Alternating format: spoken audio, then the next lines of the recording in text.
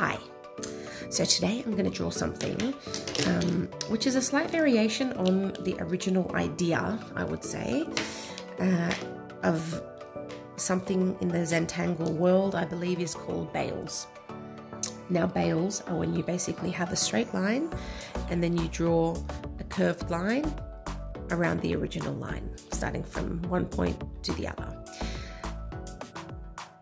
I've discovered that you can basically do whatever you want to create whatever type of image you want. Generally, when you draw bales, they create a flower looking pattern, but I adjusted the template slightly that I'm going to show you today to create something that looks like almost a row of flowers using the bales.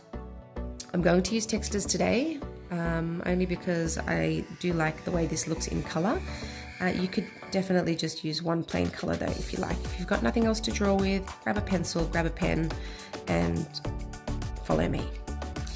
So we're going to start by drawing a line across the page.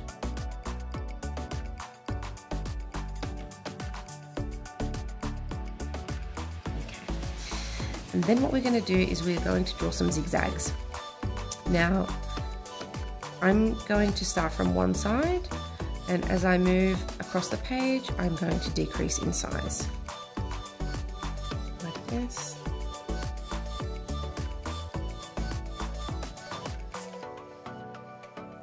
And as I move across the page, you can see my zigzags become smaller and smaller. I'm going to mirror this so that the exact opposite is happening over here, as if it's looking into a mirror. It might be easier if you turn your page, do whatever works for you. I prefer to do it like this. Okay, so I'm doing the exact opposite of this, just mirroring the image to the best of my ability. I mean, things aren't always going to work out perfectly, and that's completely fine. It's more about just taking your time to create something cool. Now, this is what it looks like so far. Doesn't look like much. The next thing we're going to do is we're going to draw some straight lines at these intercepting points, okay? And those lines are going to, if you can imagine that there was a line drawn up continuing from here and a line drawn up, and then it meets at a point, that's where the line should start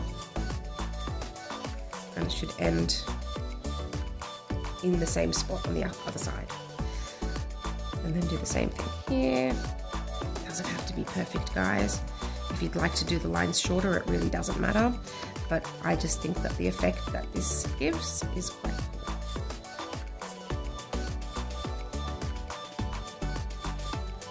Okay, just eyeballing it now, which means I'm just making it up as I go.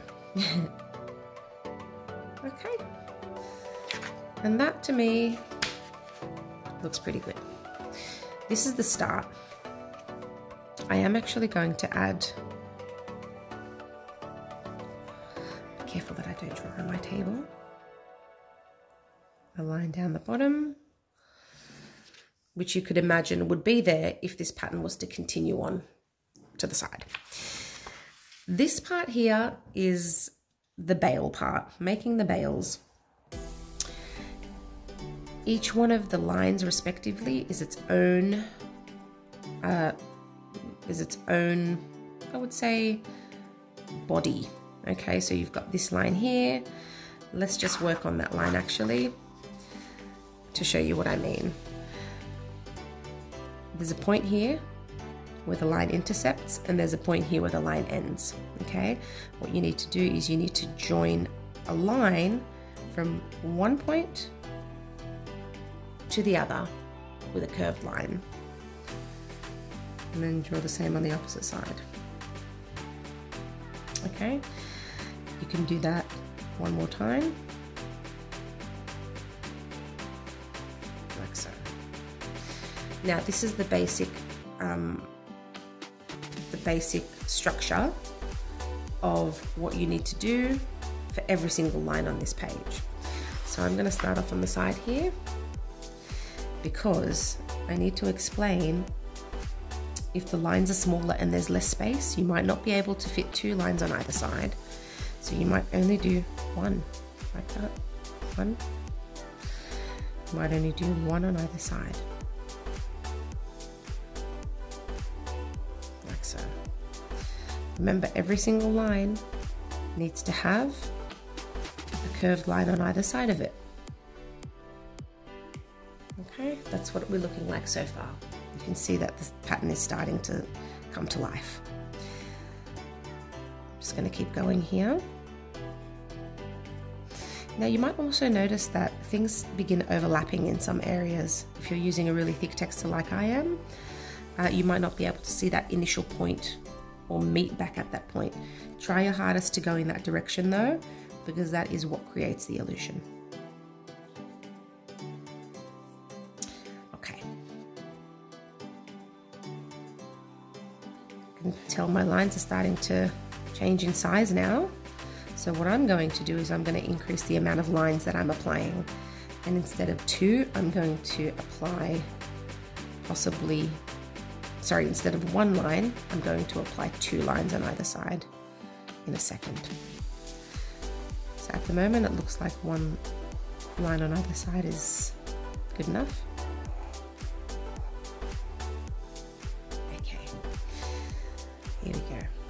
1, 2, 1, 2. 1, 2, 2. You might notice, well, what happens here, okay? If you would like to, you can just basically draw the line straight over this line. Otherwise, you can draw the line and stop at the point where it would look like it's going behind this one, like so. Like that. And I'll do that here as well. Stop there. If I was to continue the line, it would go and meet that point. But I'm not hiding it behind. I think it might look good if we did this here as well.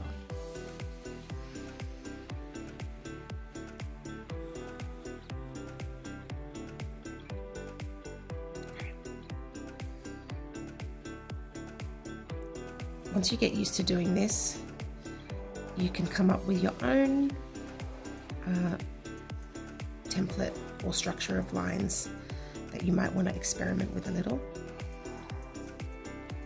to create your own interesting pattern design, floral arrangement, whatever you'd like to call it.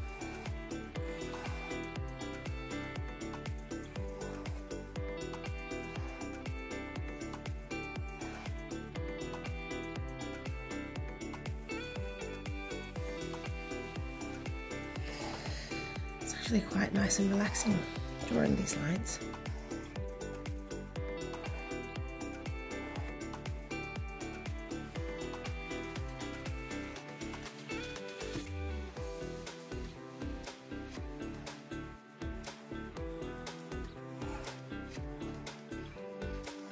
I chose to do this in one color to start with, and then I'm going to actually apply the color on the inside of these new shapes that we've created once I'm done.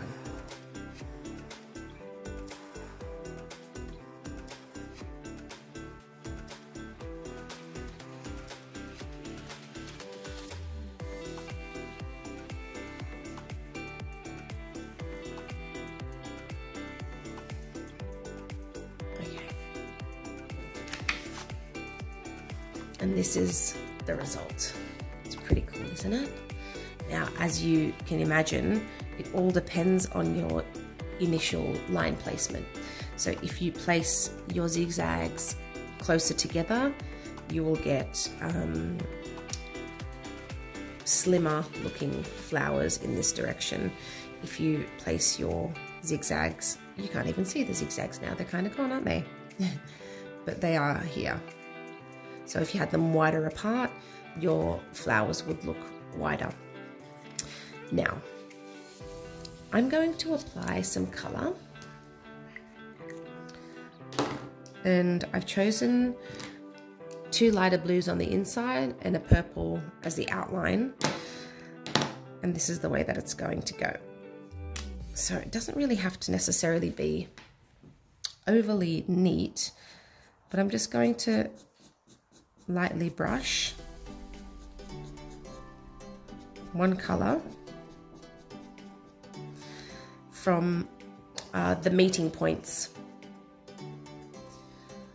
So every time you have an intersection point,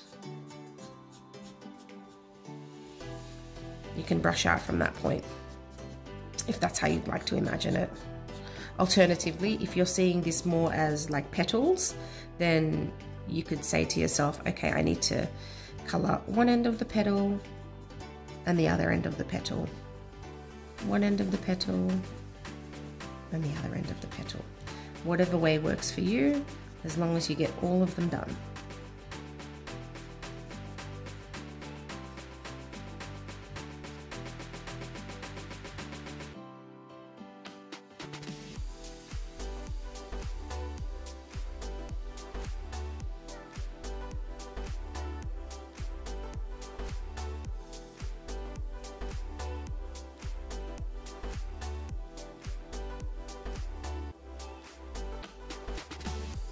Okay, so that's one color down. That's more to create the illusion of depth. If so, I've used a darker color on the edges and then I'll use the lighter color on the inside, so it looks like it's actually 3-dimensional, because when the light hits something, an object, it's always lighter on the front, and then as it curves, the item looks darker on the sides. So that's the whole idea of coloring it the way that I am. I'm going to use now a lighter blue to brush closer towards the center, like so. I might leave a slight strip of white in the center, so I'm not going to go the entire way.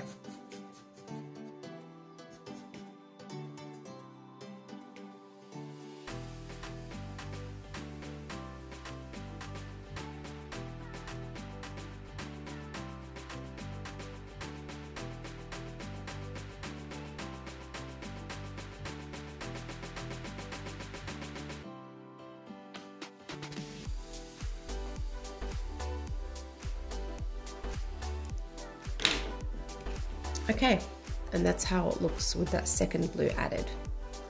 The last thing I'm going to do is I'm going to use the purple as an outline.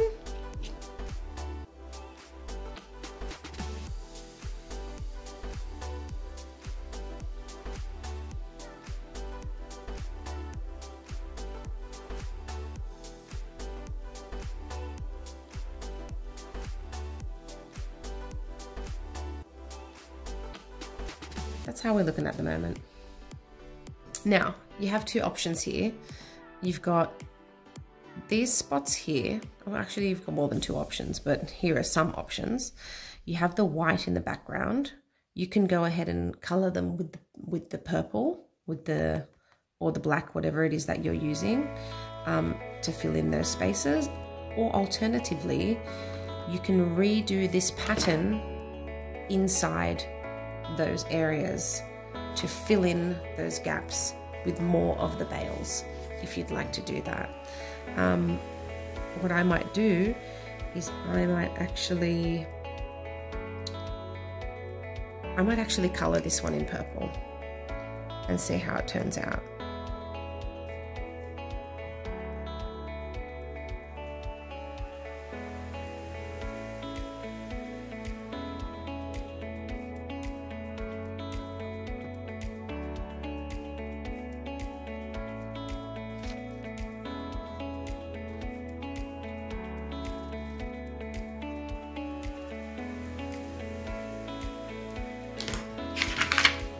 There we go.